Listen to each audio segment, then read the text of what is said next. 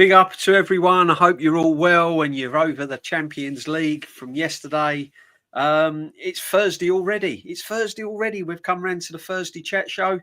Aaron will be joining us a little bit later, but right now we have the one and only Kenny Ken. Big up Jez that's in the channel, in the chat. Big up to everyone in the chat. The usual suspects are with us, and thank you once again, all of you guys. Amazing. Thank you very much for joining us. Kenny, how are you doing, my friend? You had a good day? And I've had a really good day. Back to work. When Arsenal play in the evening, I always have the day off. The reason why I have a day off is just that it's a case of like I don't do myself justice at work when we play in the evening, especially if it's a home game. If it's like an away game and I'm not going to the game, I'll do myself some sort of justice because I can still work, and it's a case of just working from home, doing myself a bit of justice at work, and then obviously getting changed, getting for a run, going for a chat, and I'm ready. But when it's a case of like I'm going to the game, that's it. I don't want no distractions, and work is a distraction on match day. So yeah, I had a good time yesterday. But we're going to get in the game, but we've got to realise, we've seen so many games like that, like Arsenal versus what we call like not very good opposition over the years. We've seen it a lot under Wenger in the Champions League. We saw it a few games in the Europa League, loads of games like this in the Europa League. And this is one of them where you get frustrated, but it's understandable why that we saw that kind of performance, in my opinion. Yeah.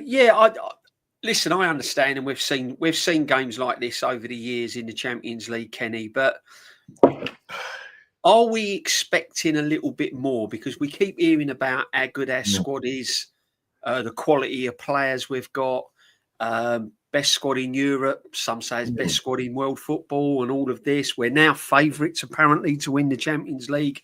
We won both our games. But I don't know where that's come from. I mean, is it being a bit disrespectful to Real Madrid and the Barcelonas and all of that have been there, done it, seen it, and worn the T-shirt? But getting back to the game, I understand that you're going to get games like this, but how I look at it, before I get your opinion on it, my friend, is first 25 minutes, it's where I want Arsenal to be. We're moving the ball, we're getting into attacks, we're turning into transitions very quickly. We're playing some nice sort of 1-2 stuff. Odegaard's on the ball, he's doing all the right things. Everyone's involved, and we looked the team that I'm expecting now this season. And then we got the goal, and it all went a little bit quiet for a little bit. And then second half, we came out. And I've got to be honest with you, and I'll get some stats up in a minute. Yeah. I've got to be honest with you. I thought the second half was poor. We was making mistakes. We weren't getting on the ball. They were growing into the game. They had Prudence in midfield, pretty much running the show, really. I mean, what's your thoughts on it? Because I was a little bit. I'm happy, but I'm not excited. I'm not as gassed up as a lot of people are making out to be. I mean, I'm hearing, it's one of the best performances I've ever seen under this manager and all of that. I'm not going that far, Kenny. I'm sorry. You know it is, DJB. We won. And I think when we win, the whole complexion and whole kind of analysis of a football match, especially when we play, changes a bit. Like you think about the analysis that would have been had we got to injury time at St James's Park and it was 1-1. The analysis would have been different. If we had lost the game, the analysis would have been different as well. And I think that's the thing with our fans. We get very excited because at the end of the day, there is a battle between the positives and the cautious, but the cautious are seen like as a negative. But if you look at the game yesterday, again, it's the opposition. I've seen so many games like this in Europe. You have as well, where you look at the quality of the opposition. For the first thing the build-up play is not bad. When it comes up top, it's average. And when it becomes average, managers make so many changes. Like, for instance, we had virtually a new full-back partnership, not the first-team full-back partnership. We had like a few players. We had two different players on the flanks. Yeah. And then the midfield was was rotated. So when you've got so many players coming in when it's rotated, you're not going to get the same performance we got at Newcastle because they don't play together that much, and we kind of moved the wheel in terms of like the way we play and the tempo we play. For instance, the crowd are now used to seeing players like Eze in the team, seeing Madueke, seeing obviously we get used to seeing Saka, we're used to seeing Calafiori in the side. So when you see Benjamin White on the right hand side, it's not the same as Timber. When you see Martinelli on the right hand side, it's not the same. Or Trossard in the team because we're now used to move on. Obviously, we saw Gyökeres on the side, and yeah, that was good. You know, Odegaard and Gyökeres, Odegaard was finding Gyökeres quite a lot, and that was a good thing about it. But I won't lie, when we score early, we always tend to sort of eat right. The onus is on you there to come and see if you can break us down. And if you noticed, from when Benjamin White's in the side, whether you like it or not, we're easy to overload down the right-hand side when he's in the team.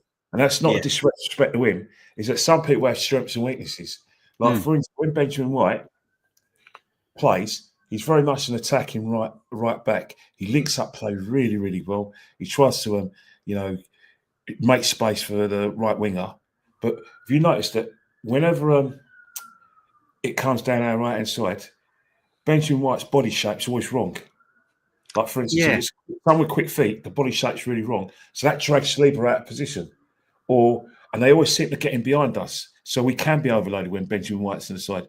But when Timber's on the side, it's like Timber, it's like he's square on if you go towards him. And then if you try to get him down the sides, he comes side on. But either way, you can't get past him. And because you can't get past him, that enables us. And that stops the overload down that side. And obviously, with Calafiori and Miles Lewis-Skelly, they stop the overload. They tend to stop the overload down their sides. So that's why, with Benjamin White, that's why they were able to sort of like make hay down the left-hand side. And then obviously, because we were trying to sort of like, like I said, play kind of sort of like a relaxed kind of way, they were able to get on the ball more. We started because players don't play together that often. You know what happens? Passes that get intercepted because they're not reading it, and then you make the substitutions during the game, and again that makes everything a bit muddled, and then the players who come on can't get into the pattern of the game, and that's where Olympiacos has really, really good chances. But they didn't have the quality that you will need at that level to beat us. Now, I'll tell you one thing: 3 weeks' time, well, sorry, not 3 weeks' time, 19 days' time, when we play Atletico Madrid. The first team we're playing, the tempo is going to be a bit higher. We're going to be more concentrated in terms of the way we attack. Defensively, Timber is going to try and stop that overload because we're going to respect the opposition. It doesn't matter what level of football you're at. It does, because we're human. People are human. We could, and it comes from the crowd as well. There were empty spaces at the game yesterday because it was Olympiacos. There's going to be empty spaces in our last Champions League game because it's not one of the big lads.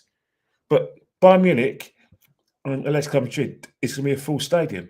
But I do think that we played the opposition that was in front of us. And when you play the opposition that I believe is not good enough to like I said, trouble us, then you'll get that kind of performance where the motivation, the intensity is not there. Especially, you expect the intensity to be there with players who just coming in the side, but it doesn't matter.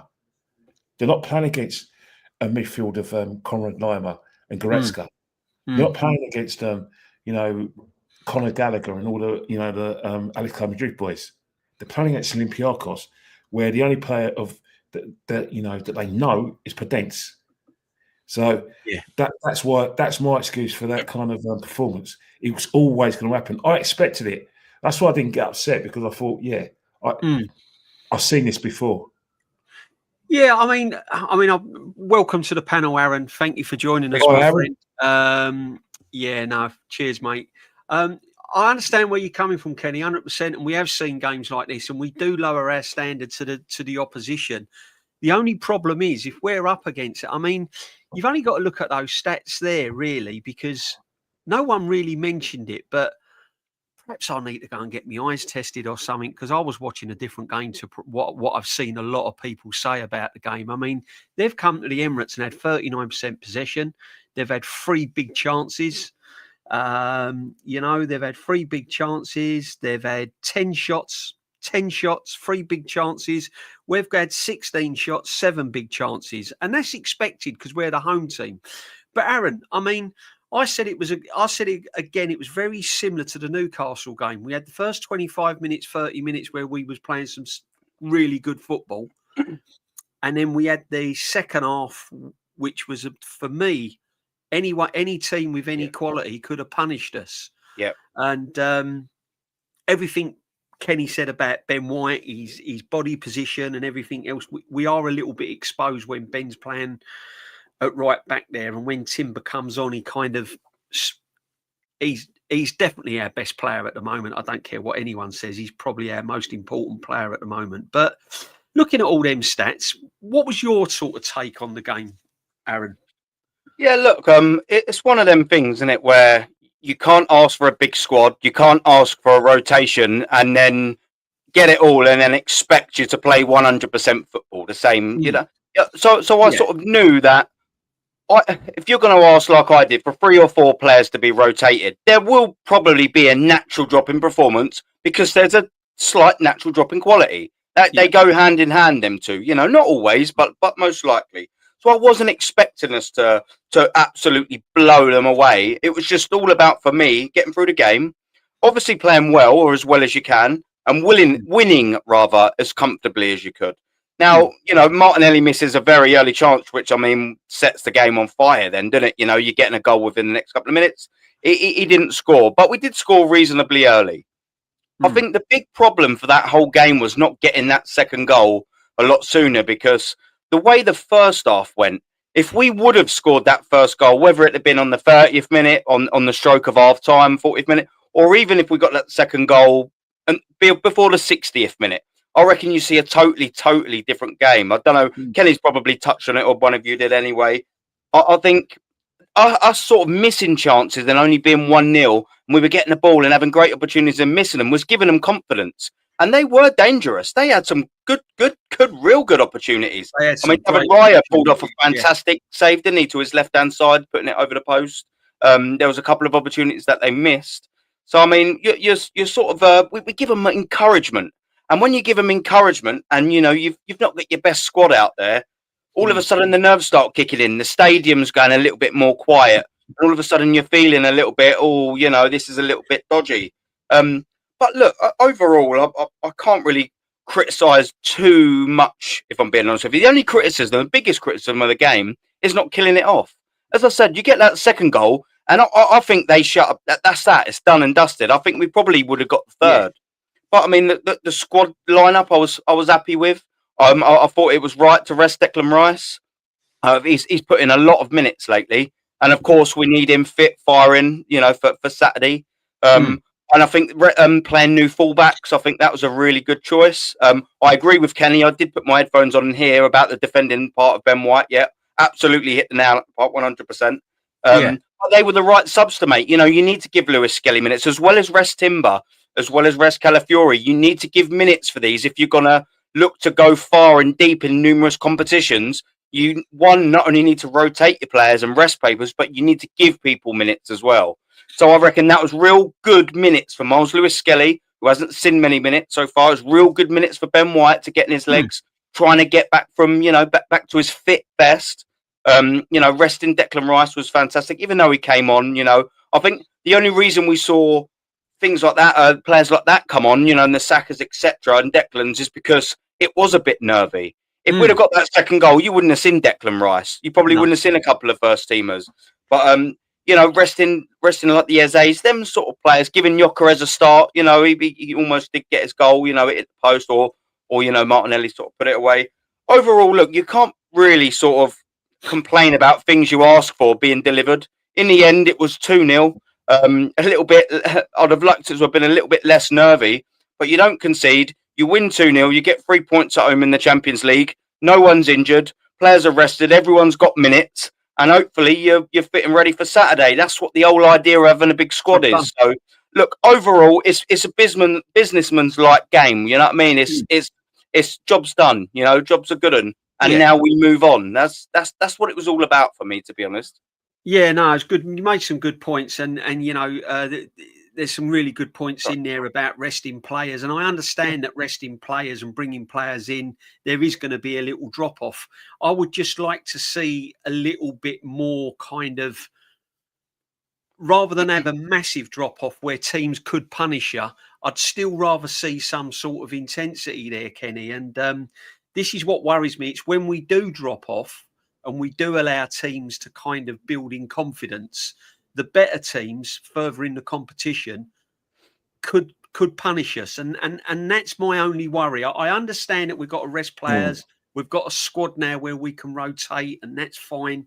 But what worries me is again, you know, this was Olympiacos getting back into the game. You have a Bayern Munich or an Atleti doing that, or further in the competition, if you're up against Barcelona's and things like that, we could get punished. Yeah, I might. You're right. You know it is.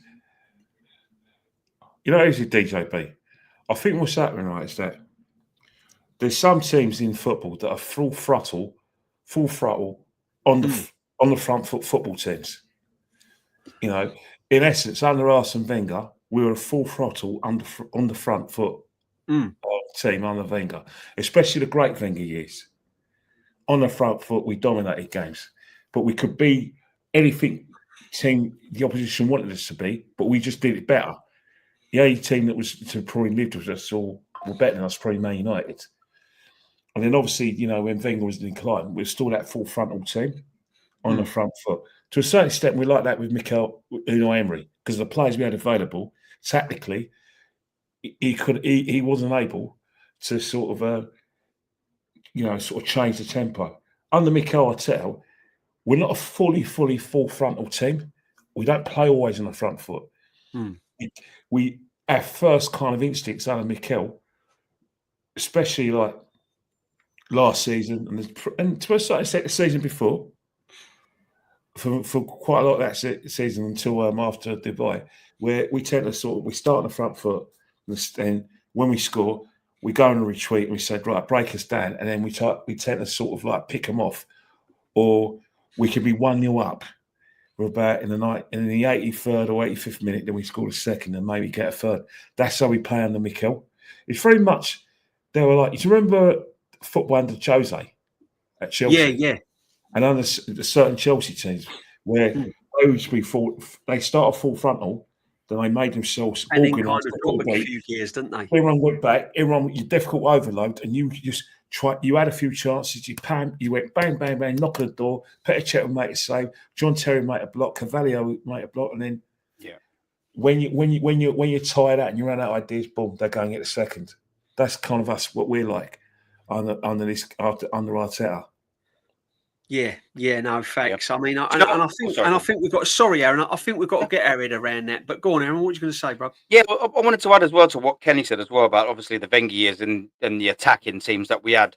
One of the things that Arsenal had in there, Arsenal better than anyone else did, is the when we could play on the counter attack. It was devastating.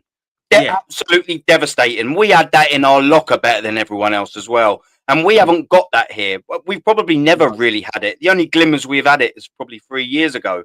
But that sort of sets you apart, you know, when you can, like what Kenny said, when you can play whatever game you want to play and mostly be better than anyone and be able to set up. But that counter attack, you know, you knew the second, if Gilberto or whoever wanted to get it, or Vieira received the ball, you know, with 1, 2 or 3 passes, Henry's galloping on goal. He's either going to square it or he's going to tap it in the side netting for a goal, you know. It was absolutely devastating game in, game out. And whilst I don't ever expect an Arteta Premier League side or anything like that to be that devastating, it's a gear that we haven't really got, is it? You know, we can look good. Obviously, we've got quality players. We can look good, but we're nowhere near that devastating. And I think if we're going to be as good as defensive we are, if we was to add that into the locker in this team, and be very cohesive and devastating on the counter attack, we'd have an unbelievable squad now if we had that devastation on the counter. But we just haven't really quite got that there, have we? We haven't got that in our locker.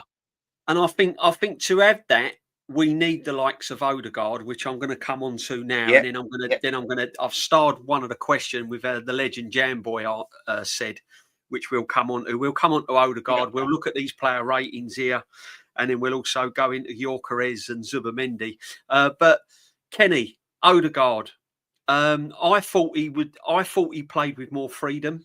I don't know whether that's a tactical change by the manager, or whether he's trialing things to try and get Eze and Odegaard in the same team, perhaps. But Odegaard showed signs, and I know it's only a one-off. Again, we like to keep our feet on the ground, a lot of us fans, whereas a lot of the fans are now saying he's back. We've got our captain back. He's going to do this. He's going to do that.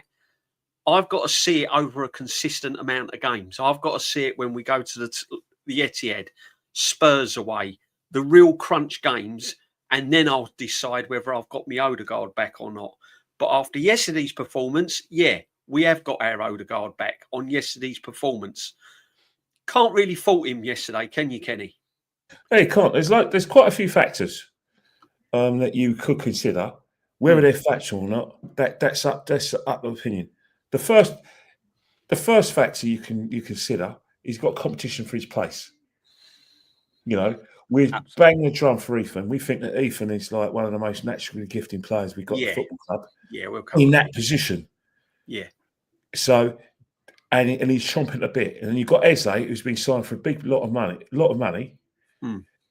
Eze gives us something different. So the captain's got two players who are like pushing for his place.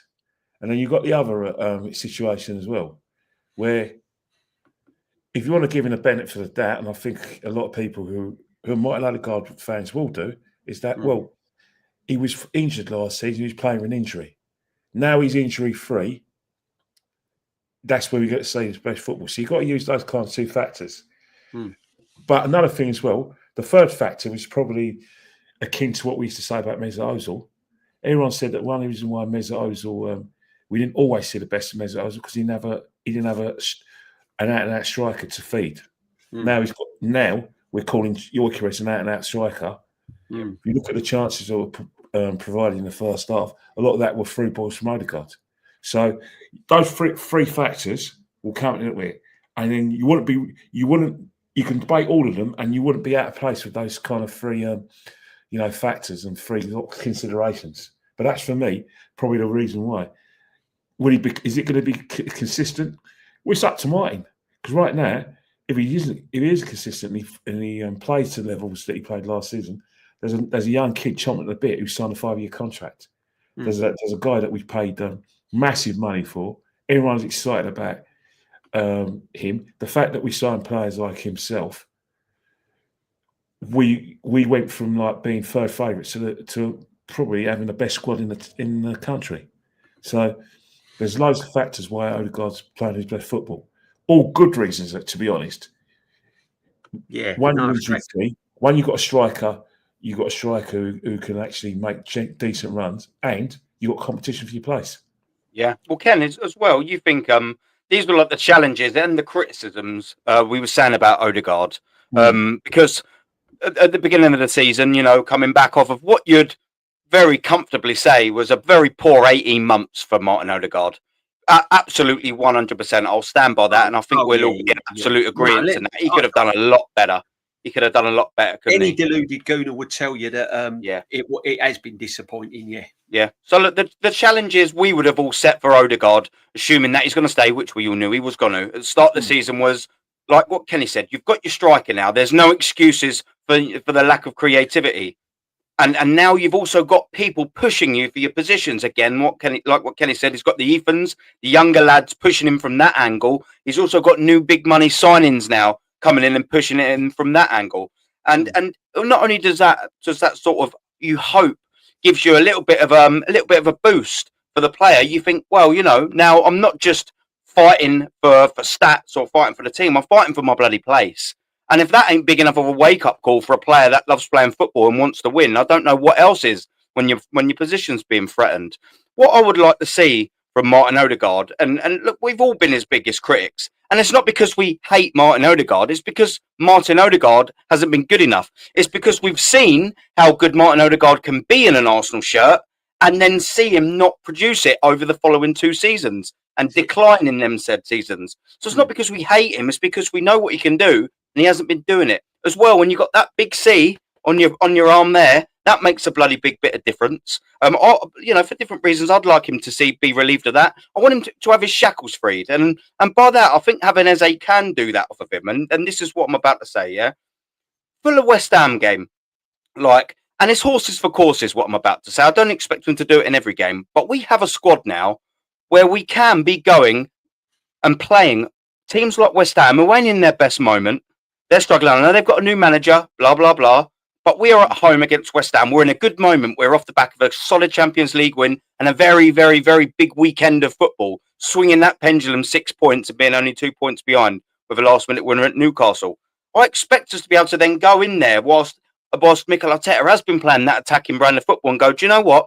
We can have Declan Rice in the 6 here, who was fantastic on Sunday, and we can have Odegaard being that player behind Eze, who and have him sort of knitting things together very, very nice. And having Eze being able to give that devastating pass or that devastating finish. And not only that, allow that midfield three to be a bit more fluid. And look what Martin Odegaard looked like against Olympiacos. And when he came on against Newcastle, he was good as well. Yeah. He was open, he was free, he was sort of almost like he had a bit of a free role. And some of the passes he's been doing in the last 2 matches were the Odegaard that we've seen 2-3 years ago. Yeah. He's not just passing to the side. He's looking and making things happen. And he's 2 of the iron and needle passes. That's what we want from him. We should be able to do that. Go in there with 2 attacking 8s if you want to put Eze in that sort of position. And being able to have a fluid player while Declan Rice goes, do you know what, boys? I'll sit here for this game. And I'll tell you what, Odegaard, you'll have my back because you do put a lot of effort in. You do put the yards in. You have my back, but you also knit the ball very well. Go and do your little pretty patterns. Link up very well with Eze. And both of you now have got one of Europe's most deadliest strikers. Feed him. Allow him to put the ball in the back of the bloody net. Because if they do that, more often than not, Yokeres will put the ball in the back of the net. And if he does that, more often than not, Arsenal win matches. And more often than not, when you win loads of football matches, that tends to come sort of near it, and that's what we want. For it for ages, mate, and we give Odegaard a free run. I've been saying to him, let him become our kind of Arsenal's Vitinha, if you like. Get him popping up in those spaces and stuff like that. Listen, long may it continue. I thought hopefully he had it continues, but I want to have a look. I've got this question from the one and only Jam Boy. It says playing Zubamendi and Marino in midfield is a no-no for me. Now I've got my opinion on it. I just don't think it works. I don't think it works. And we're going to get on to Zubamendi now. I don't think he's strong enough to play in the 6. That might be that the Rice debate is now kind of right. Let Rice go in the 6 and get Zubamendi further forward in an attacking role to try and create something. Because a double pivot. Or a double pivot. But one thing's for sure, Marino and Zubamendi, Kenny, it just don't look right, does it? For me, it don't look right. And the second part of my question is, just going to drink. So far, I haven't seen enough of Zubamendi. I'm not overly impressed yet. I think he loses possession. I think it's easy to dismantle.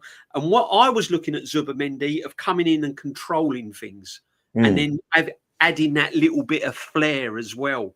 And I'm not seeing it now. I'm not getting on his case and kind of writing him off. But I want to see a little bit more, and I'm just not seeing it, mate. But so the first part, I mean, Zubamendi and Marino, is it a no-no for you? It is for me. And what's your take on Zubamendi? Well, first and foremost, the fact is that people think, oh yeah, they all play together at Real Sociedad. The fact is, Real Sociedad don't play the same as Arsenal. Facts. Yeah, they links up very well together at in San Sebastian, but the fact is that at Arsenal it's different. This is Mikel's team.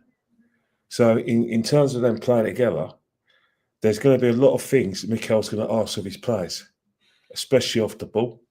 Mm. You know, especially in English football, especially when you play under if you play under Pep, when you play under Mikel and Amorim, and you have to be able to press.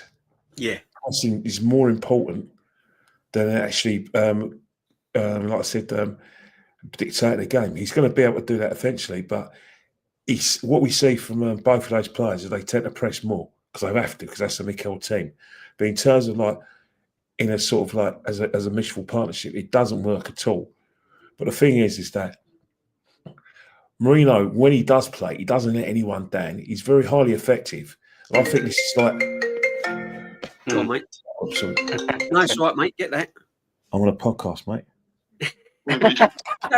It's live. It's live. Kenny Ken, the one and only. Only Kenny Ken can do this, people. All right, only Kenny Ken. No one else. Yeah. Aaron, we were just talking about. Yeah. What a geezer! I don't know if you heard. I still want to see a bit more in Zubimendi, and I'll give you my take on it. Right, I think we're all in agreement that Zubimendi and Marino just don't work for me. Another thing that I've noticed with Zubimendi, what I've been watching over the weeks, is I don't think he's a 6. I don't think he's strong enough. I don't think this league suits him in a 6.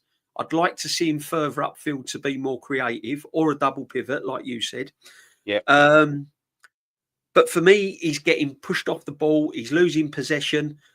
And again, perhaps I should go and see some sort of. Perhaps I've got my eyes are different to everyone else's because I'm hearing people saying that he's dominating the midfield, he's controlling the game, he's allowing players to express themselves.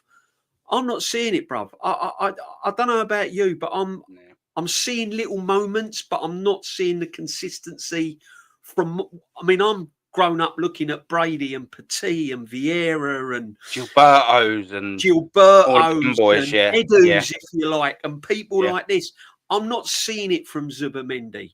And I'm not putting him down. I know it's early days, but I've just been a little bit disappointed so far. What are you saying, Aaron? Do you know what Zubimendi reminds me of? It reminds me of like a second half of Arsene Wenger signing, and plays him in that 6. You know when we never quite replaced Patrick Vieira, and he was just buying all of these little players that were technically quite good, but just putting them in that defensive sort of position. I just sit there and I just think, do you know what? You can play this guy as a number 6 or a lone number 6 like we do. You can play him there for 600 games and he ain't going to be a top class number 6. He needs that physical presence. He needs them legs, doesn't he? He needs that defensive nous to play alongside, doesn't he? He's not all of that rolled up into one, you know.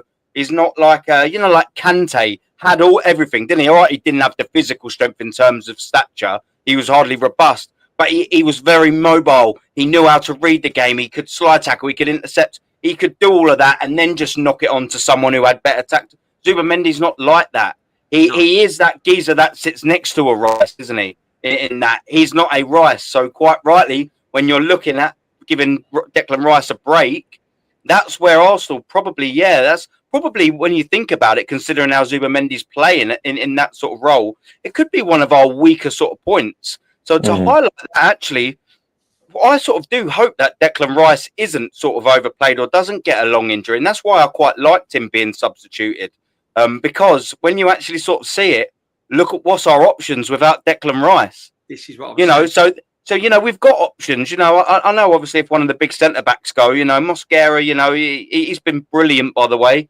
But, that could be one other little area. Maybe Ben White could come in and save the day a little bit. But, when Declan Rice goes, there is a massive drop-off from the attributes that he gives to the team. Yeah. Not just the positional, because you could go, we'll play Marino there, play Zubimendi there, play so-and-so there. But the attributes Declan's got, no one else has anywhere near close to in this Arsenal squad. No, absolutely not. So when you do see Zubimendi there, and if you put Marino next to him, it does look a little disjointed because the best football we've seen from Mikel Marino is actually when he's been playing up top. Yeah. No, he's not been terrible, but he's also you've never really looked at one of his midfield performances and gone, "That's the guy." Wow, That's the guy there. and Yeah, this yeah. is what I was trying to say yesterday, and I got it completely wrong on my stream when I said the squad in depth.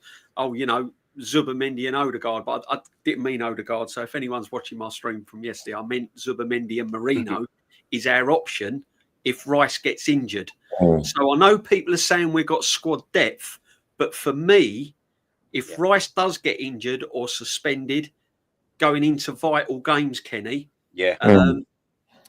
that is still a worry for me. That partnership, Merino and Zubomendi. Yeah, I do make you right. I think with the situation is that Marino's very, very much a horses for courses guy. He's not gonna play every big game. He's not gonna play every game. He'll be used. He'll mostly come off the bench. But yeah, if there is a look, the Declan Rice situation is just two conundrums with Declan Rice. One, he's not fully fit. No one can convince me that Declan's fully fit. So the genuine worries that both you and yourself and Aaron expressed are pertinent points, because I see a breakdown. He's going to break down. No matter how much he's been rotated for certain games. Yeah, it's interesting. He was rotated yesterday. He's rotated the week before. Something's still not right there. He's feeling himself in games, and I think it's very realistic that we are going to rely on Zubomendi and Declan Rice, and Zubomendi and Merino, and that is a worry to a certain extent, because it is a worry. Yeah. The thing with Declan is very quick. He's athletic, very quick. Zubomendi's a good runner, but he's not. He doesn't give it this kind of the recovery pace. Defensively that Declan gives us. And he's not strong. Mobility as well, isn't it? That. And he doesn't have that kind of sort of strong running, like from the midfield when he joins the attacks. You know what I mean? He tends to be on the ball. Obviously, he's still got his little technique, a bit of technique, but he tends to be more of a forward thinking player. And we kind of lose something when Declan's not there. Like the recovery plays. Forget set pieces. That's it. That's effective, but his real attributes is recoveries when we're in trouble, and his ability, which I would like to see a bit more of. Getting forward and getting extra body in. He's sat in that number 8 position, which I think he has played his best football. But back to the question about Zubomendi, why is it taking time? Well, it's going to take time because the simple reason is that, one, it's the way we play. It requires that we have to press. We have to be very good off the ball. He isn't going to get that time on the ball. And two, I think what he's doing right now is that Arteta, instead of sticking in one position, he's basically lending. He's lending. To the double pivot position, or in layman's terms, what I see is that. Right, you go and I stay, and we'll alternate. That in a way that works. That worked in the 1990s and the 2000s. But right now, in the way we need to play, we need one of them. There's none of this. Oh, you go and I know. This is your position. Because there's two sort of number 6s. The number 6s that we're used to seeing in England win the ball back. Kind of water carrier. No. Deschamps. Did Deschamps? Remember when he used to play? Yeah. Get the ball. I was a player. Give it and to the break-up play as well, isn't it? It's to break up and retain possession, but I'm not seeing it. Yeah, but he's not that number 6 though. The number 6 that we've bought is someone who doesn't do that. What this number 6 that we've bought is someone who gets the ball and then becomes that kind of brain of the team, where basically he dictates the tempo of the play, i.e. slows it down. That comes from him. Quicken the ball, that will come from him. You know what I mean? He will dictate where we have to position. That's what we bought him for. And that's the number 6 we've got. The number 6 that we've been used to is Thomas.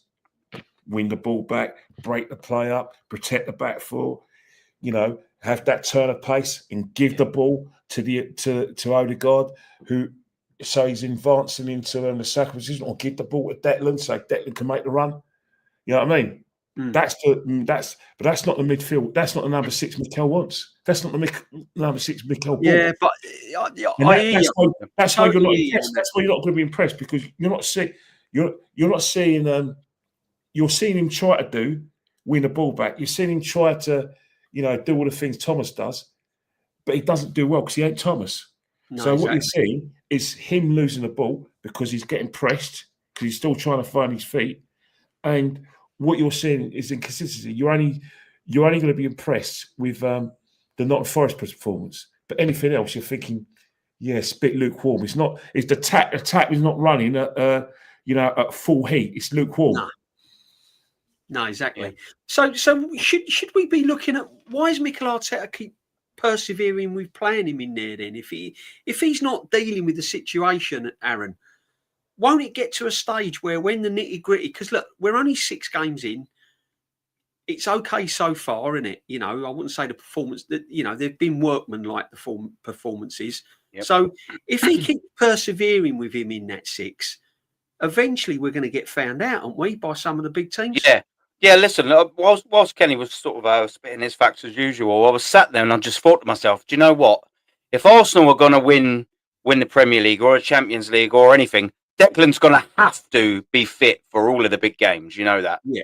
It's going to have to be fit. I was sitting there and thinking, can you imagine going to the Etihad away, or, in the Champions League going to Bayern away, or North London Derby, not having Declan in there? Because all of a sudden, then you're going to have a midfield 3 who really, I think it would be fair to say, whose best qualities aren't naturally defensive.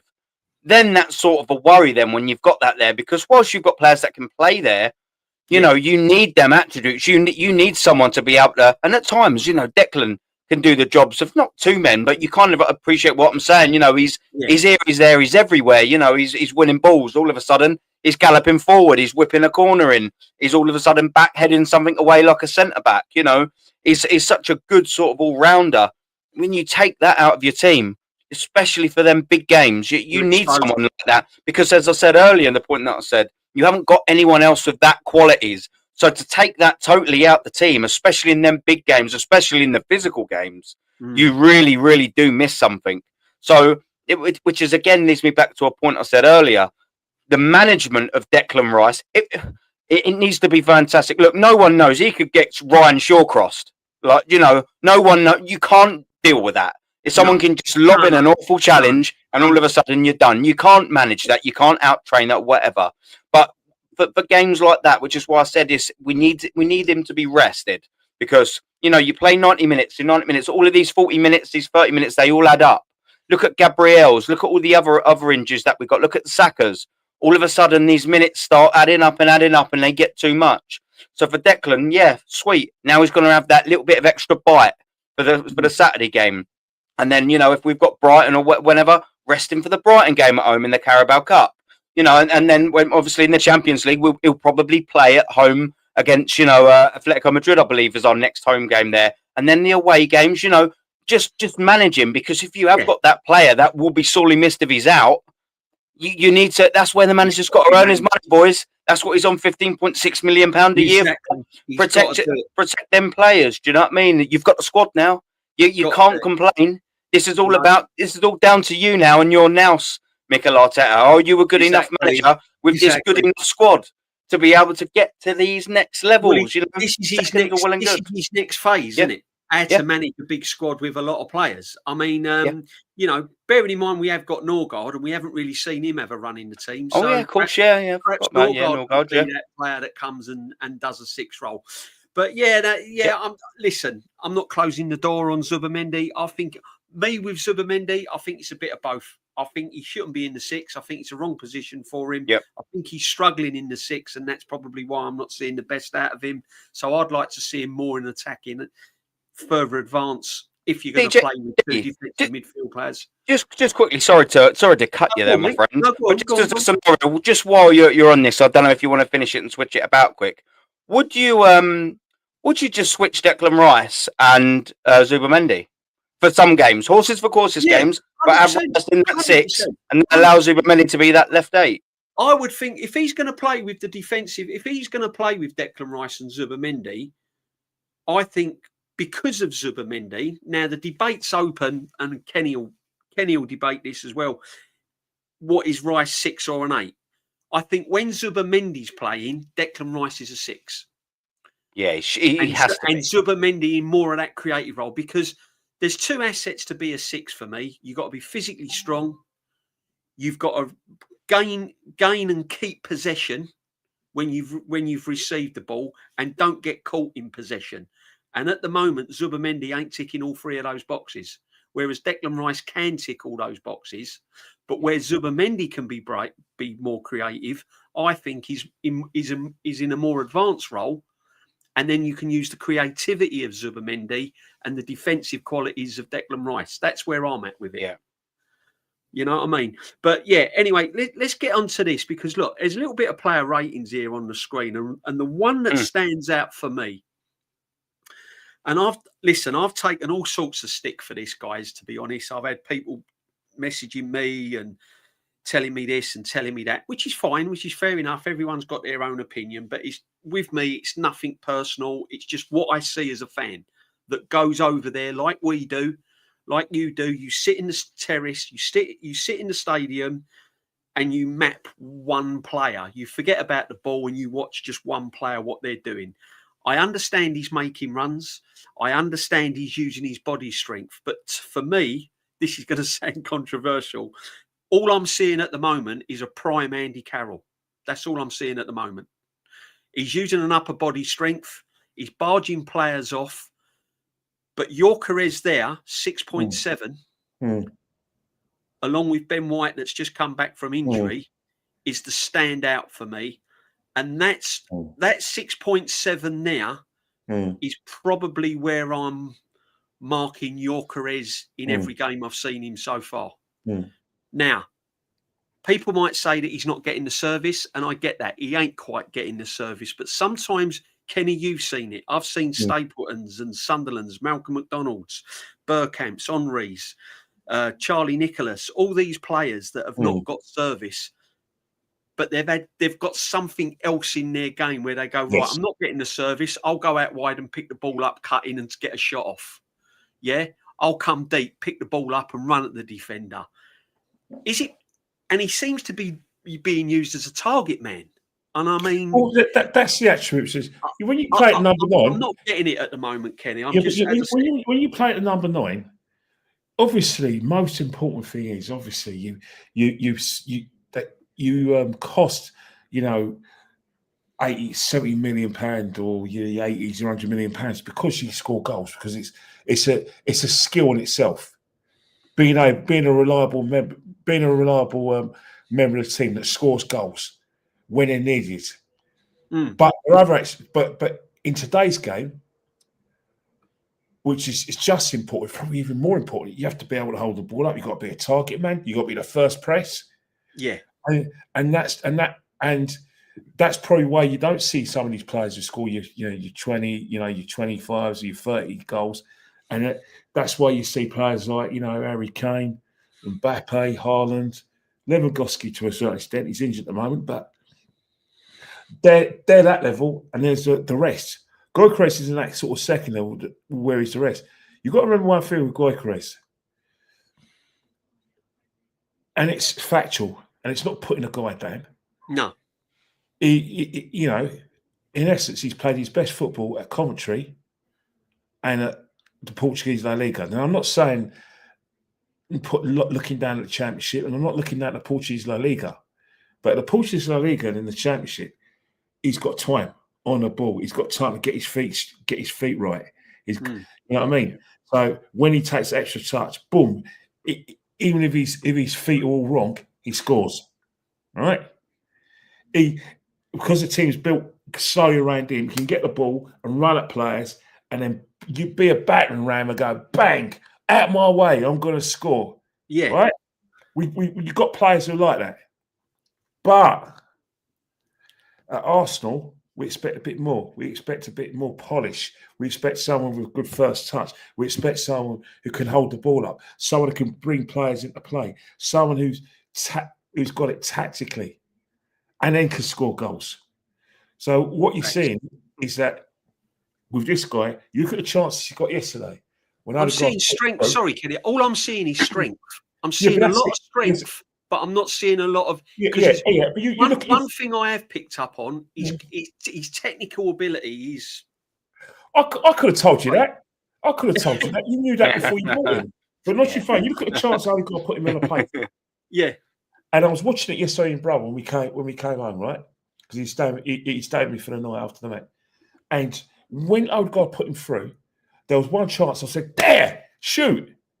Yeah. He started to take another chance. And by the time he was about to shoot, defender comes and takes it off him. And then when he does hold the ball up, he gets it out of his feet. He comes in, boom, over the bar. And there's other instances where it's the same. Newcastle, where in Portugal, he's got a chance. If he cuts in, that's a goal. In the Championship, he cuts in, it's a goal. But in the Premiership, it's not a goal. So I said to him, shoot. And his decision-making in terms of like when to shoot, when to take his chance. You know, he's not very – he needs to be able to turn his half chances into goals because you know what it's like? The door opens and then it slams shut.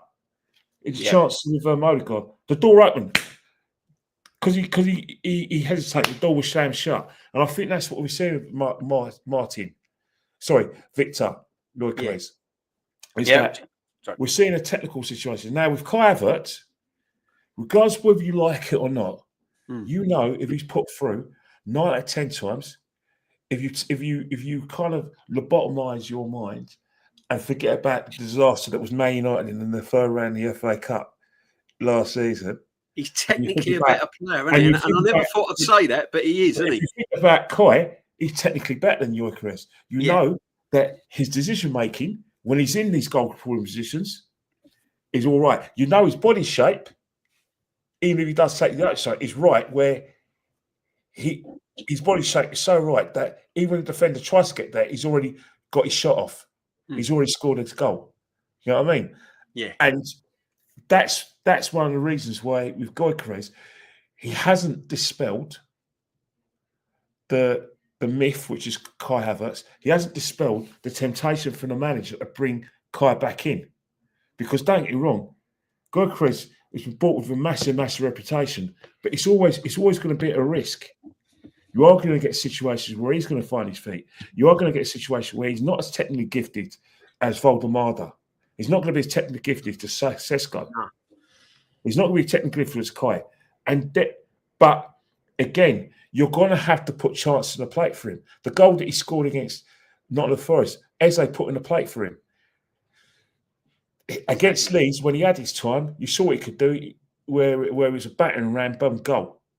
Yeah. But against top defences, the chances will come, but his decision making has to be instantaneous, or the chance goes.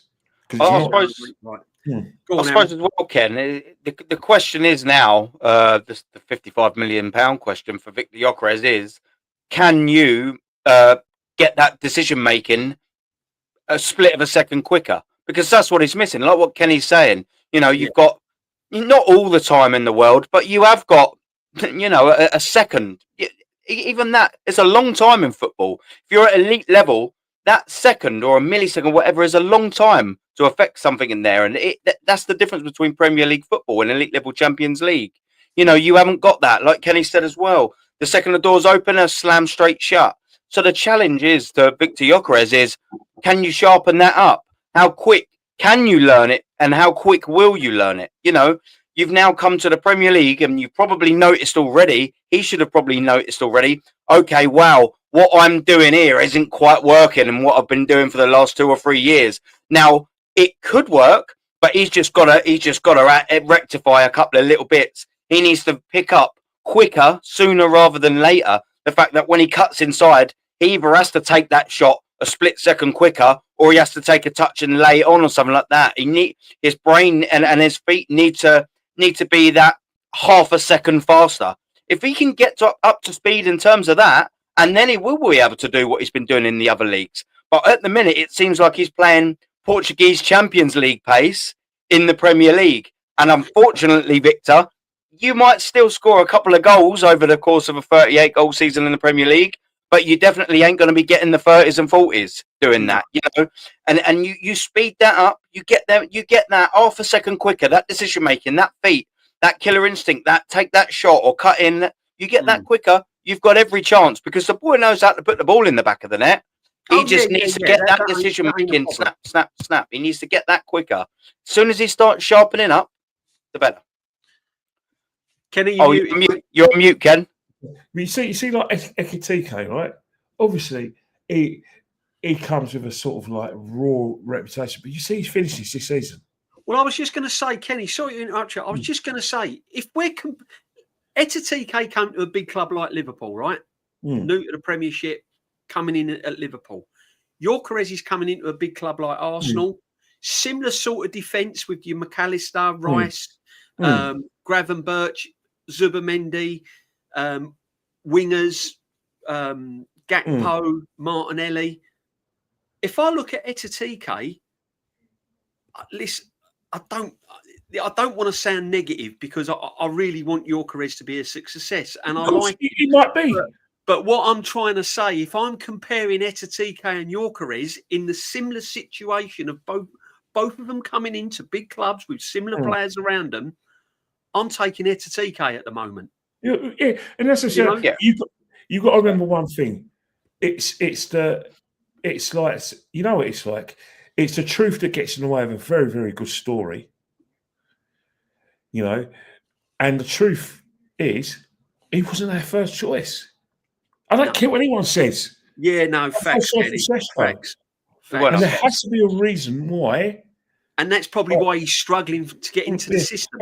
Yeah, and that's not his fault, and it's not really Mikel's fault. But Mikel's got to, you know, he's got to make it work for Mikel, because it's not going to be the other way around. But the fact is, there's a reason why he was, you know, like I said, he was tracking Sesko for a long time. I understand the attraction of Victor Gyökeres and the goals. Of course, you're going to want a striker that scores goal after goal and scores them in big volumes, to the extent that he was in London last week getting the European trophy for the most goals. Of course, you want to be associated with that striker, but the coach in us and the coach that's Mick Arteta for his team wanted a bit more. Now, of course, you're going to go, oh, yeah, but look at Sesko. He's not cooking at Man United. Of course, he's not.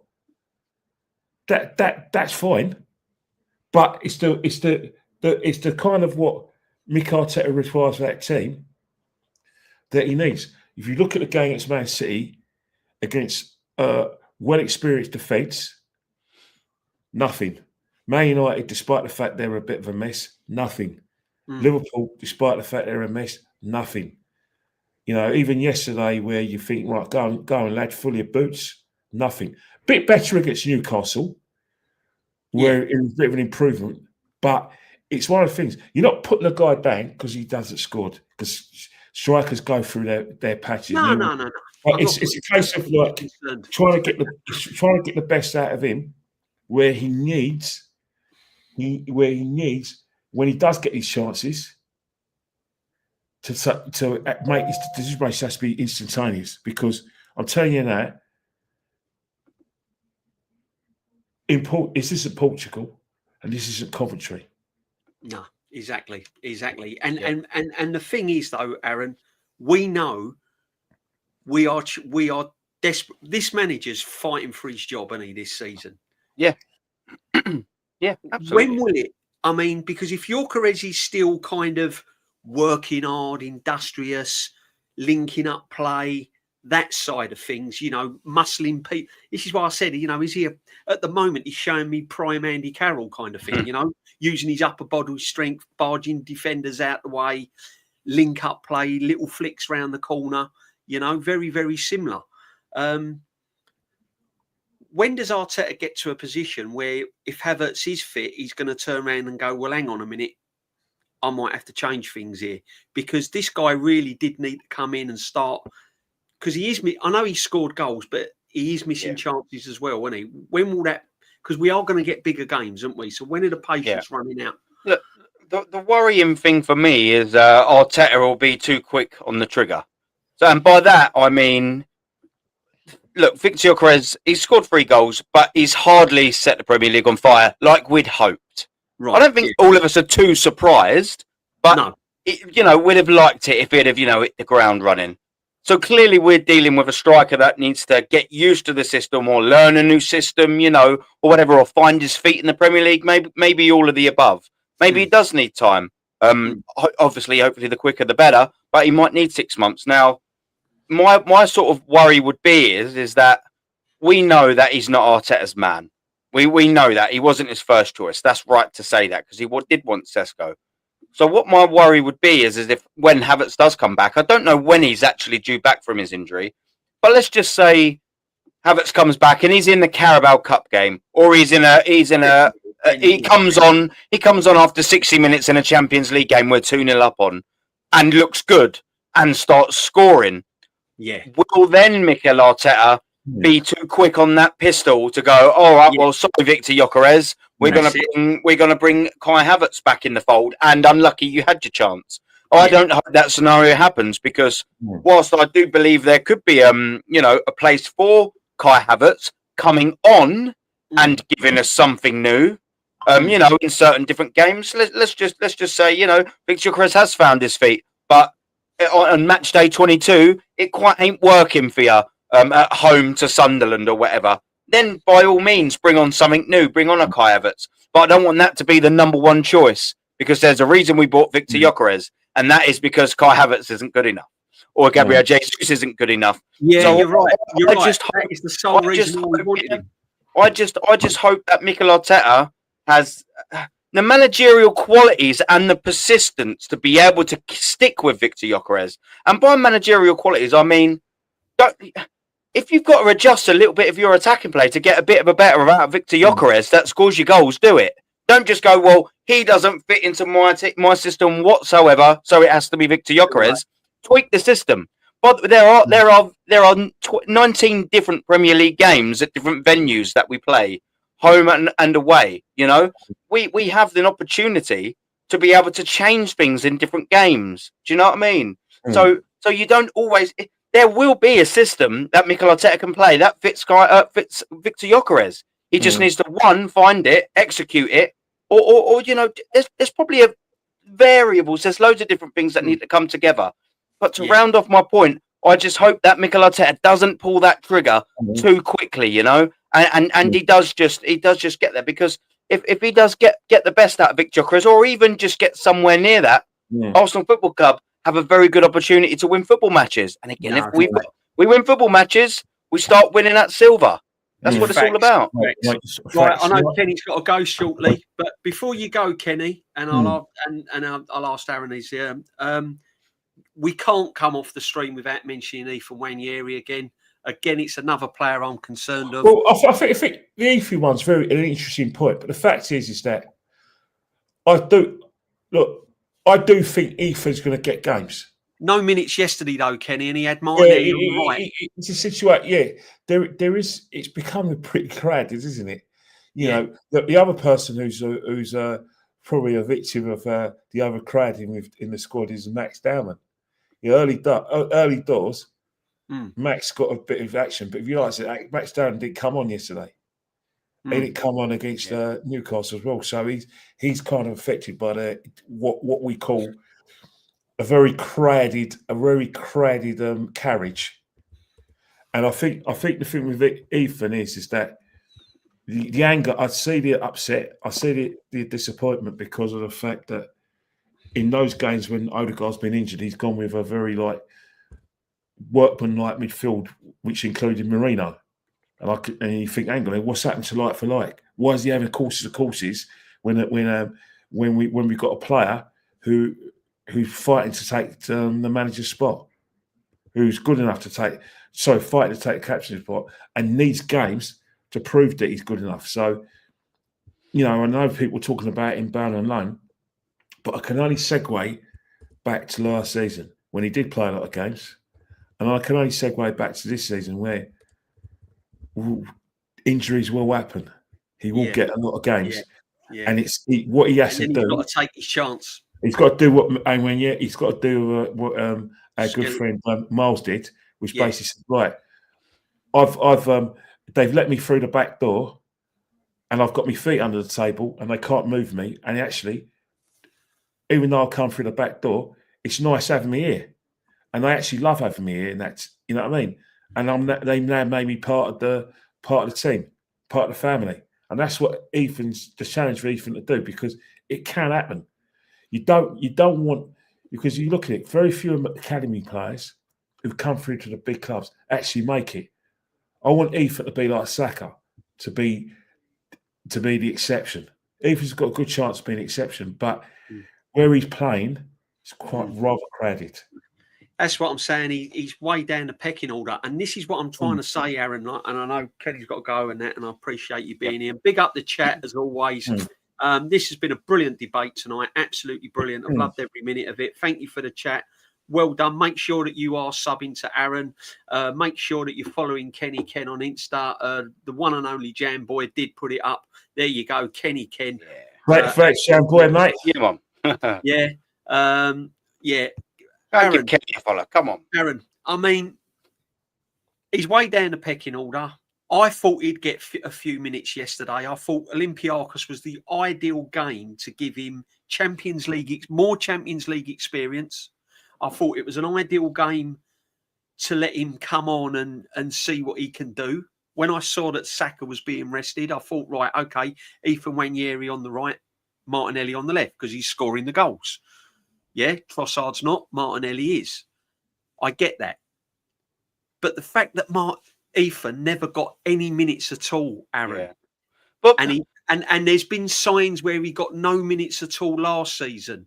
I find that quite worrying. And this is why I can say, and although certain people said I'm comparing players who's better, I said the similarities that I saw in Emil Smith-Rowe, I'm seeing in Ethan. Yeah. The way he's not getting minutes and opportunities. Yeah, I can see that. Like, there's no doubting. We've all said it last season. Absolutely. It was criminal, especially once we'd seen Ethan and he brought him on and seen what he can do. Towards that final quarter of the season, he was grossly underplayed. That's just facts. Well, I think I'll argue that until I'm blue in the face. No problem. This season, he's definitely been denied opportunities. One thing I will sort of say is, if you just solely base it on yesterday's game, I can sort of see why he didn't bring him on. And it's circumstantial. And I'll sort of explain again. I think if we do get that 2-0 and it's second half and we're 2-0 up after 60 minutes, I do actually think they come on. The only reason I think he didn't bring them on is because it was nervy all the way up to that second goal. And that's I just think Mikel Arteta, exactly, that's why I think Mikel Arteta went, look, I played this team, which was the right thing to make rotations. He was like, it didn't quite go how I wanted. And that's not bad to say, but he didn't get that second goal, that breather, that relaxation second goal, innit? You know, you're a little bit comfortable then. And because they were looking nervy and they put the ball in the back of the net and it weren't that far offside, they were forcing good saves. They was getting in good positions. I just thought Mikel Arteta looked at that and went, do you know what? After all of this, with rotating, etc., I can't afford to draw this game. You know, we've 1-0 up now. We kind of got to shore this up because they're looking a bit dangerous. And I just think he probably looked at it and went, look, we're 1-0 up. We're looking a bit nervy. I'd rather maybe Declan on and Timber on to shore this up rather than maybe an Ethan or a Max. So I will, in that specific scenario, give him the benefit of the doubt because I just thought maybe, he just wanted to ensure of the 3 points in the Champions League. However, that doesn't negate all the other opportunities where this circumstance doesn't apply.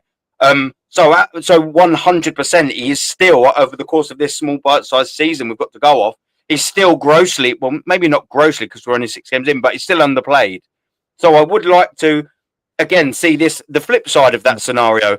We've lost twice and not even scored against West Ham and twice in a row, for God's sake. So we've got to write that. If we are 2 or 3-0 up at the Emirates, you know, or it's comfortable 2-0 in a 60 minutes, or it's 3-0 in a 60 minutes, or it's whatever, and we're comfortable, and then he doesn't bring on Ethan or a Max, this is a big problem. This is a massive, massive problem. Yeah. Kenny? All right. Guys, I just want to say thanks for having me on. Enjoyed myself. Good.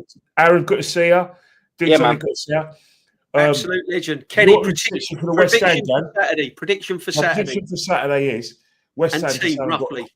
They haven't got the quality to beat us.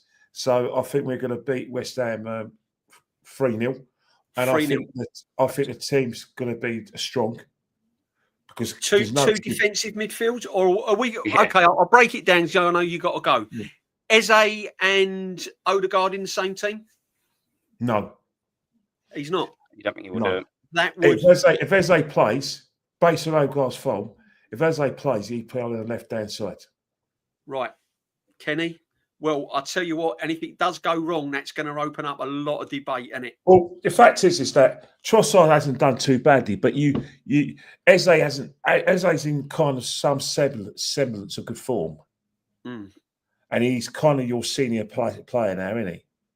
Personally, I still think his best position is where Odegaard plays, but there's a conundrum about football's a conundrum, isn't it? You have to play your best player. You have to play the big name players. Yeah. But you struggle to get them to play well in your team. Zubimendi, Eze. Yeah. Well, all the players. Struggle at the moment. Yeah. Anyway, I love you, Olivia. Thanks for having me on. Pleasure. Enough. It's an absolute pleasure.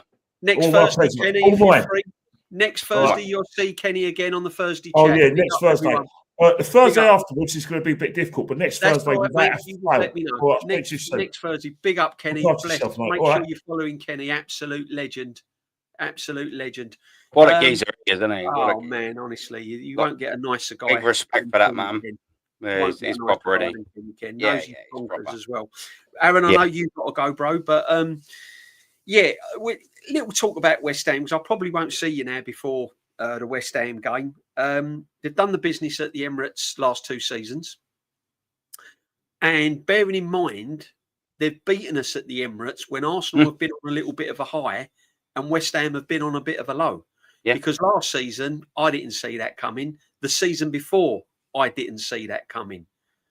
We're all gassing up at the moment because we're all on a little bit of a high, albeit there's room for improvements and certain players have got to improve. We know that. However, I was impressed with I'm only going on what I've seen so far. I thought West Ham in the second half, under the new manager against Everton, at Everton, which is a feisty place to go now with their new stadium, I was quite impressed with West Ham's second half performance. He made a few little tweaks. Have we got anything to worry about, or is it a 3-0, 4-0? Is it an hammering? Because I've predicted a stinky 2-1 Arsenal. I don't think it's going to be the hammering everyone expects, but am I being negative or am I just being a football fan realistically? Well, I mean, it's funny because people will say that you're being negative, but you're also saying you think they'll win. It's funny how people's opinions can. I'm confident we'll win. I'm confident we'll win, but I haven't got the same. Look, I've been here before, mate. I've been here. Yeah, the thing is, as well, as that's what we've all got. Everyone always says, that it's a new season, but you do have the little bit of PTSD sometimes, and West Ham have beat us, 2-0 and 1-0. We haven't scored at home in 2-3 seasons against them, Yeah, exactly. But you know what? It's one sort of thing as well. Like I use the Newcastle game as a reference to be a bit of a springboard, like a platform to go on. Do you know what? In sort of some ways, or in many ways, that second half against Olympiacos could be a nice little reminder to that Arsenal team. You've gone on this big, massive high. Don't get complacent. Because when we started to get complacent in that second half against Olympiacos, what happened? They had a marginal offside goal. They was forcing great saves. They were getting in and around. And on another day, one of them goes in. It's worrying. Exactly. On another day, if Bowen puts that in and then it's 1-1, all of a sudden you've dropped 2 points. All of a sudden the Emirates is nervy for 20 minutes. So I reckon that Olympiacos second half performance, even though we did make it obviously look a little bit more comfortable than it was in the 2-0 scoreline, I think it could be a nice, just little gentle reminder to them players that whilst you're on this high of Newcastle, you've closed the gap to Newcastle, you've come out of a difficult patch again, you're playing at home. you've still got to guard against complacency. You haven't won anything after 6 games. And I just hope that comes as a nice little reminder, as you've still got to put the hard yards in. You can't just turn up for 45 minutes against West Ham and think you're going to do the business. You've got to work for every ball. You've got to win them 50-50s, or at least more than not, and go out there and put in a proper performance. Take the chances, or more of them than not when you get them. You know, be a bit ruthless. And, you know, look, I don't think we will win 3-0. I think we've got the absolute capacity to win 3-0. Of course we do. You know, if you score early and then if you score in the first 15, 20 minutes and then go to the second half and, you know, or half time and it's 2-0, of course you can do that. But, you know, I just want us to just not turn up to that game and go, sweet, we're going to absolutely batter these. And then you see half-arse legs on that team.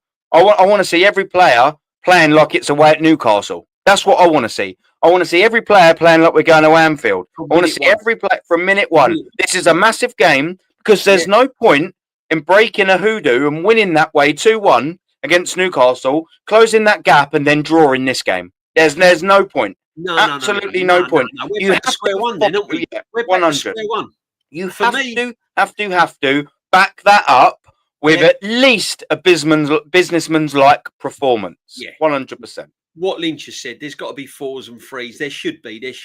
Yeah, there should be. He is right. There should be.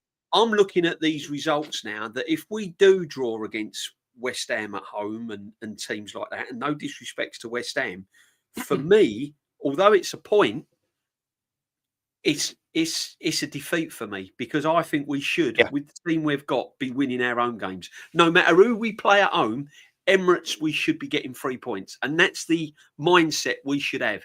There's not many games we shouldn't be coming out of there with 3 points. And that on Saturday, that is definitely one where, because set pieces, they're not very good. The West Ham fans will tell you that. They're worried about set pieces, corners, because their defences, they leak goals for fun. One of the things they have got, West Ham, is they've got Paqueta, that's a very, very shrewd player, and his relationship with he picks out Bowen very, very well. And one thing with Jared Bowen, he's only half a chance. And unlike Yorkeres at the moment, you give Bowen them sort of chances, it's a goal. Yeah. More often than not. Yeah. And this is what worries me. So we can't be complacent. Yes, I think we'll win, but I'm also looking at a very good performance as well, Warren. I don't want to. I don't want to ask the questions of this one hasn't played well or that one hasn't played well. And Rice has got to turn up, because he hasn't turned up at the Emirates for the last 2 games against West Ham. That's an absolute fact. That's why I wanted him rested as well. One of the big reasons. And I just add this as well. And you made another great point there. So, you know, again, to sort of tell of what I sort of said last time with regards to winning away like we did against Newcastle. If you win 2-1 and it's a bastard of a performance and it's ugly, it kind of takes the momentum. Even though you've still won, it does take that momentum away. So now this leads me into the point that I want to say. If you take away from that 2-1 win, everyone's buzzing, and then you follow this up, it doesn't have to be a 3 or 5. It'd be lovely. But if we go there and smash them to bits, or play well, excellent football, and beat them 2-0, but we've still got that momentum, excellent. Because, again, you know, I know we've got tricky fixtures, but it's all about momentum now. Arsenal Football Club have a good opportunity, a really good opportunity in these next 6 games to really stamp our authority on this Premier League title race, to get ourselves as part of it, you know, a genuine contender. Because after 6 games, 2 points behind, yes, we're there. We are there or thereabouts. We are there. You know, we're in the mix. We're in the conversation. But we've got an opportunity to roll over West Ham, get a good bit of momentum. Even a 2-0 fantastic win. Job done. Let's move on to Crystal Palace. You know, Fulham away, which is going to be another tricky sort of different. It's going to be nothing. But you've got that momentum in there. You've also then came off the back of beating Newcastle, who you haven't beaten in 2 years or 3 years. Then you're coming off the back of beating West Ham, who you've lost to. And also, we haven't beat Fulham away at 2-0. So these players are then gathering their momentum. They're coming off the back of 2 victories where they've struggled in the last 2 seasons. Go and do that at Fulham. Then you've got Crystal Palace at home. And again, all of these games in the Premier League offer and throw you different sort of difficulties and different games and different navigation systems of how you go about winning.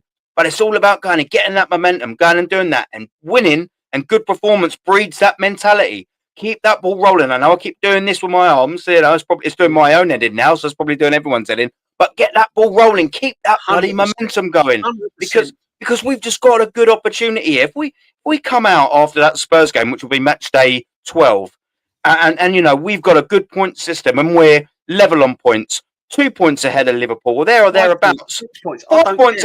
Because then you're going into the back end of November, December. Exactly right. The crucial part coming up. And I always said that if we are there or thereabouts, 2 points clear or level on points when I'm eating my old Christmas dinner and enjoying my Christmas, and I can look at that league table on Boxing Day when the football starts, and I'm thinking, we don't play till the following day, but it don't matter who win, we're still going to be top going into that game. That's the position I want to be in. I don't want to be third or fourth, needing to win. 5 points. Then we're still 2 points or 6 points behind. I don't want that. We've got to show some sort of consistency. But unfortunately, Aaron, and we haven't mentioned much about the manager, so they can't call us negative. It's just been a Thursday chat, hasn't it? We've chatted about everything. It's been amazing. The time's gone so quick. I just want to big up to every single one of you in the chat. Absolute diamonds, not only to my channel, Aaron's channel. He sees a lot of you guys on Aaron's channel. You go on Shane's, you go on Views, Rashid's, Northside's, all the real ones. And your efforts, honestly, don't go unnoticed, people. It really don't. And I really class, appreciate it. Absolutely world class. Yeah, I'd always enjoy, just quickly to add to that, I'd always enjoy, and we do have offline conversations at level about Arsenal. Yeah. But this ain't better being able to share it with the world class so-and-sos to our right, isn't it? So much better. Right. So much better. And the Kenny Ken, my right. Of course, I think we're nicknamed the Saliba and the Gabrielle of the internet. But listen, the old guard. That one word consistency that me and you use a lot. Yeah. Consistency has not been there, unfortunately, with this football manager, has it? And now he's got the conundrum of squad rotation. Who does he play? Does he play Eze and Odegaard? Who does he play on the left? Does he stick with Gyökeres? All of these questions now Arteta's being asked about that he's probably never experienced before. Do we trust him to get this consistency? Because we've got to go and beat West Ham, go and beat Fulham, go and beat Palace at home, and go into that North London derby thinking, we're here now, we're challenging now. This is it. Have we got that consistency with him? DJB, can it be done? Yes. Do I think he will do it? No. No. And that's the frustrating thing. I'm not saying we absolutely will not. No. But we haven't got a small bite-sized sort of a thing on Mikel Arteta. Like this season's only 6 game old. We've got 6 years of a bite size on Mikel. There's more evidence of him getting it wrong than there is right. And exactly right. And it's more likely than not he doesn't go on these games. He loses then in clusters. Last season, I don't think we got... I may be wrong here. This is off the top of my head, but I might be wrong. I'm sure we didn't win any more than, was it like 4 or 5 league games on the trot or something like that once? No. It's something like that. So chat apologies. I'm not saying that's gospel rather, but it's there or thereabouts. Yeah. So if you're going to win the Premier League, and I think everyone who's won the Premier League down the years, they've usually gone on the 8, 9s, 10s minimum game run where they just reel off win after win after win after win. You need that sort of run, Look at what Liverpool done last season at the start of the season. I know technically they didn't win the league after the first 10, 12 games, but I tell you what, they pretty much did. Now we've got a hindsight, our 2020 vision of it. They put the points on the board, got them registered. Everyone else was 5 or 6 points behind, and everyone else went. Arsenal went, well, we ain't as good as them. Man City fell off a cliff, didn't they? And Liverpool won it by just getting their points. We have that opportunity, I believe, in these next 6 games. Facts. If we're to be this team, if we're to stamp our authority in the Premier League, if people are to look at us and go, yeah, Arsenal mean business, Because let's go 5-6 games unbeaten. Yeah, let's get And it right as drawing, well. I mean winning. Yeah, let's get this right as well, D. To be fair, and I will say this: after them 6 games that we had, if you'd said to me you're going to be 2 points behind leaders Liverpool at the start of the season, considering the fixtures we've had, I'll go, okay, that's not the worst in the world. That's okay. Now we've got the context and added in, we can be disappointed with some of the individual performances. And 6 of points course in we the can. Champions League as well. Of course we can. But so it's been a good start to the season. A good. Like it's been a solid start. Yeah. There's a lot that I'm unhappy with. The performances, the selections, etc. That won't go away. You ain't got that we're going on holiday feeling. No, yeah, that's it. Yeah, You've got that kind of I've got a day off of work feeling. Do you know what I mean? It's like a someone saying oh, we're going to Vegas for a stag do, and then saying you're going to Butlins instead. Yeah. Do you know what I mean? Look, I like going to Butlins, but Butlins is good. It's not quite Vegas, is it? Do you know what I mean? No, exactly. I just sort of think, when you're looking at champions down the years, they've got that. They've got that in them. You see, after on the back of that win against Newcastle, and you see our run of fixtures. With no discredit into any of them apart from Tottenham. That's sod why them.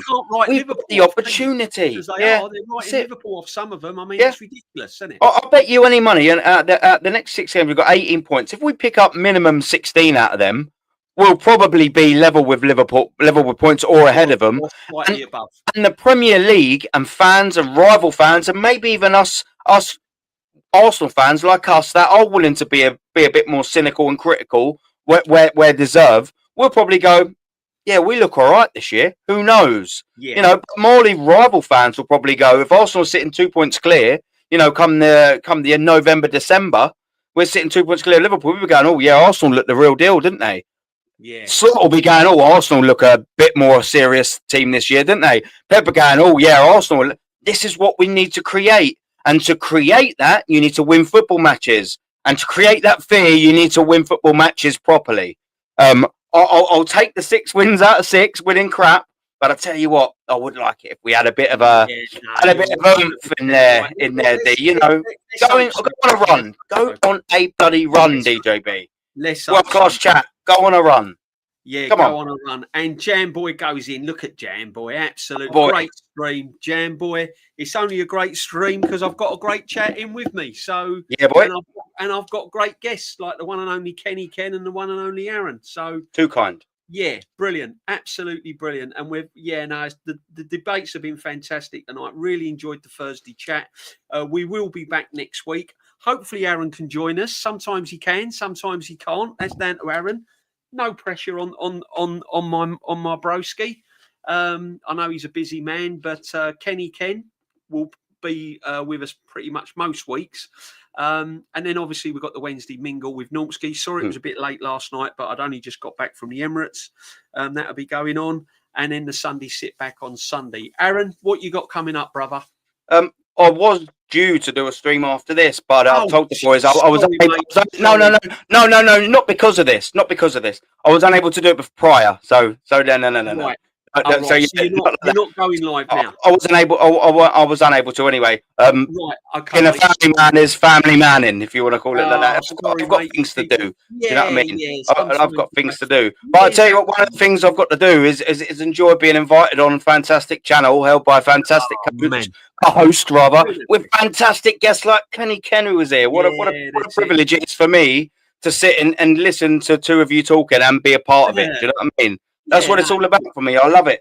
And I'll endeavour to get on any single stream I can. You know what I mean? With the little Thursdays. Yeah, I like it. I enjoy talking to people, you know what I mean, whom one I can learn from, and 2 I respect. Do you know what I mean? So I love it. Having you and Kenny Ken on as just fellow panelists. Come on, man. It's a dream for someone like me. I'm buzzing for it. Kenny Ken and myself. Well, as I said, we've been following this club for a long while now, and this is why we ask the questions. And as I said, I've had a lot of stick last couple of days, and that's fair enough. I'm a big boy; I can handle them. But listen, just to anyone that's watching my stream back, that's not my regular chat, that might have just dropped me. Oh, he's having a go now. You don't know. It's not personal against Gyökeres. We're just looking at the football side rather than the manager and Arsenal, and all these questions have to be asked. You know, questions on Zubimendi, and I think most people will agree. I personally don't think he's strong enough to play in a 6. I don't think the Premier League suits Zubimendi playing in a 6. I'm not saying he's a bad player, but he's being made to look bad because for me, he's in the wrong position. I think it should be Rice in the 6. And they're all the little things that we have to discuss and think about. But, we go on a big run, and then it's the international break. And then we've got the 2 big games, haven't we, in the Champions League, Atleti and Bayern.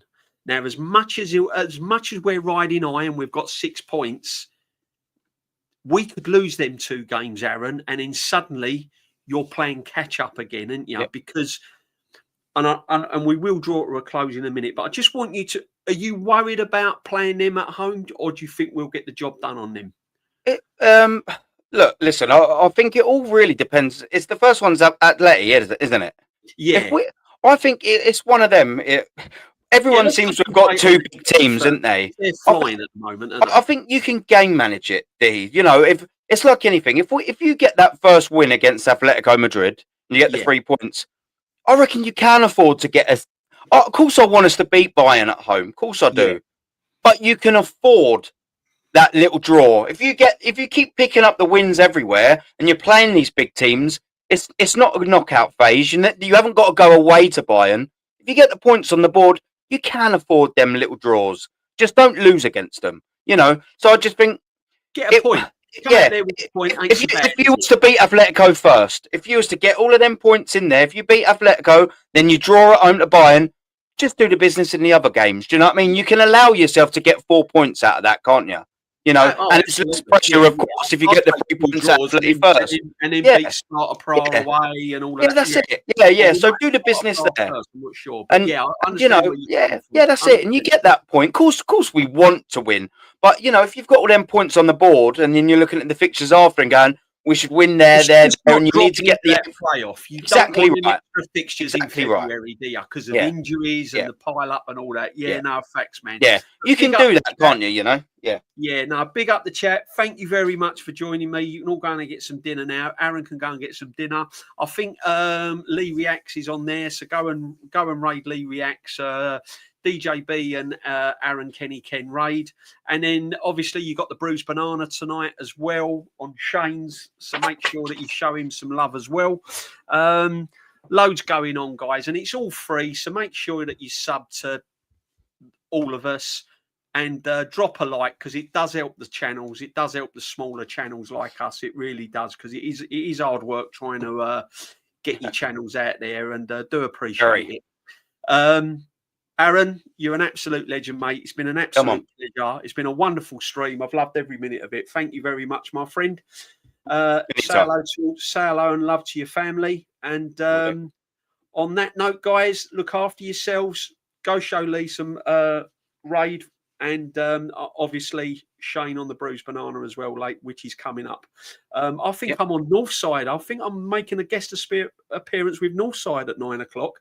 Lovely. Me and Northside don't normally stream together, so looking forward to it. Anyway, guys, bless up. See you all soon. Bless.